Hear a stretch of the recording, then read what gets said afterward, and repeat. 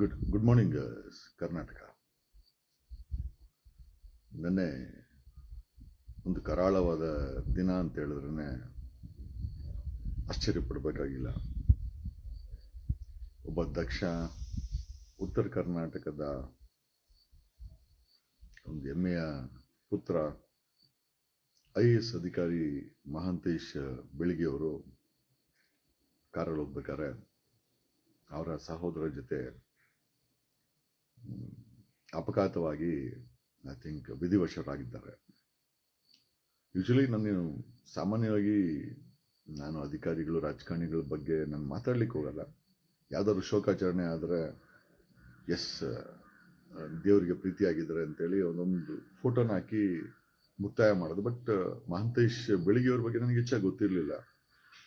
ನಿನ್ನೆ ಅವರ ಅಪಘಾತದ ನಂತರ ಅವ್ರ ಬಗ್ಗೆ ನಾನು ಸಾಕಷ್ಟು ವಿಚಾರ ತಿಳ್ಕೊಂಡಾಗ, ಆ ವ್ಯಕ್ತಿ 5 ವರ್ಷದ ಮಗುವಾಗಿದ್ದಾಗ ನನಗೆ ಯಾಕೆ ಈ ವ್ಯಕ್ತಿ ಸತ್ತ ಮೇಲೆ ಇಷ್ಟ ಆಗ್ತಾ ಇದ್ದಾರೆ ಅಂತ ನನಗೆ ನಿಜವಾಗ್ಲೂ ಗೊತ್ತಿರಲಿಲ್ಲ ಅವ್ರ ಬಗ್ಗೆ.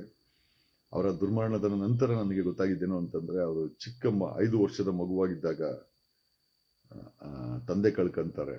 ವಿಧವೆ ಪೆನ್ಷನ್ಗೆ ಅಧಿಕಾರಿಗಳು 100 ರೂಪಾಯಿ ಲಂಚ ಇಸ್ಕೊಂಡು ವಿಧವೆ ಪೆನ್ಷನ್ ಕೊಟ್ಟಾಗ ನಾನು ಜೀವನದಲ್ಲಿ ನನ್ನ ತಾಯಿಗೆ ನನ್ನ ತಾಯಿ ನೋಡಿದಂಥ ಕಷ್ಟ ಯಾರು ನೋಡಬಾರ್ದು ಅಂತ ಹೇಳಿ, ಇನ್ಫ್ಯಾಕ್ಟ್ ಅವ್ರ ಬಗ್ಗೆ ಒಂದಷ್ಟು ದೊಡ್ಡ ದೊಡ್ಡ ಸಾಲುಗಳೇನು ಅಂತಂದರೆ, ಬೇರೆಯವ್ರ ಚಪ್ಪಲಿ ಬೇರೆಯವ್ರ ಶೂನ ಹಾಕ್ಕೊಂಡು ಬೇರೆಯವರ ಬಟ್ಟೆ ಇಸ್ಕೊಂಡು ಗೋಲ್ಡ್ ಮೆಡಲ್ ಇಸ್ಕೊಂಡಿದ್ದು, ಇಲ್ಲಪ್ಪ ಇವತ್ತಲ್ಲ ನಾಳೆ ನಾನು ದೊಡ್ಡ ಮಟ್ಟಕ್ಕೆ ಬೆಳಿತೀನಿ ಅಂತ ಕನಸನ್ನ ಕಟ್ಕೊಂಡು ನನ್ನ ತಾಯಿ ಪಟ್ಟಂಥ ಕಷ್ಟ ಯಾರು ಪಡಬಾರ್ದು, ನಾನು ಪಟ್ಟಂಥ ಕಷ್ಟ ಯಾರು ಪಡಬಾರ್ದು ಅಂತೇಳಿ ಬೆಳೆದಂಥ ಈ ಮಹಾಂತೇಶ್ ಬೆಳಗಿ ಅನ್ನೋ IAS ಅಧಿಕಾರಿ ನಿನ್ನೆ ದುರ್ಮಣವಾಗಿ ಐ ಥಿಂಕ್ ಕೋಟ್ಯಾಂತರ ಹೃದಯಗಳಿಗೆ ನಿನ್ನೆ ಅವರ ಜೀವನ ಚರಿತ್ರೆ ಒಂದು ದೊಡ್ಡ ಮಟ್ಟದಲ್ಲಿ ಐ ಥಿಂಕ್ ದಾರಿ ದೀಪವಾಗಲಿದೆ ಅವರ ಆತ್ಮಕ್ಕೆ, ಅವರ ಕುಟುಂಬಕ್ಕೆ.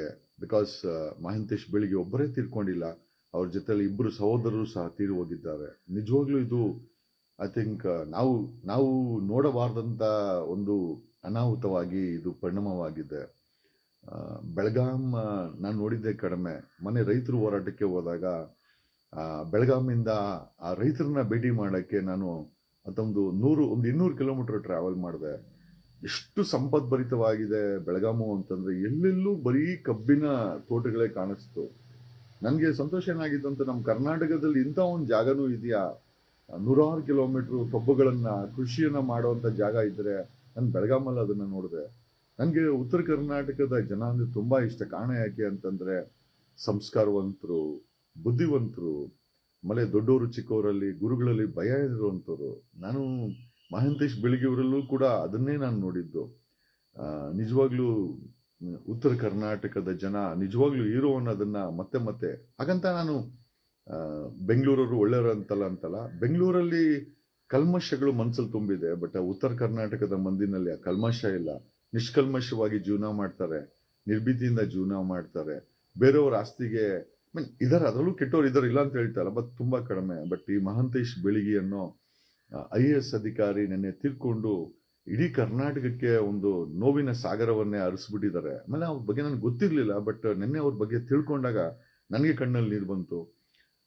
ಸಾಮಾನ್ಯವಾಗಿ ನಾನೊಂದು 2-3 ಅಧಿಕಾರಿಗಳು, ಒಂದು ಮಧುಕರ್ ಶೆಟ್ಟಿ ಕರ್ನಾಟಕ ಲೋಕಾಯುಕ್ತದಲ್ಲಿ ಐ ಥಿಂಕ್ SP ಆಗಿ ಇಡೀ ಕರ್ನಾಟಕದ ಭ್ರಷ್ಟರಿಗೆ ನಡುಕವನ್ನ ಹುಟ್ಟಿಸಂತ ಮಧುಕರ್ ಶೆಟ್ಟಿ ತೀರೋಗ್ತಾರೆ. ನನಗೆ ಆ ಕಣ್ಣಲ್ಲಿ ನೀರು ಬಂದ್ಬಿಡ್ತು.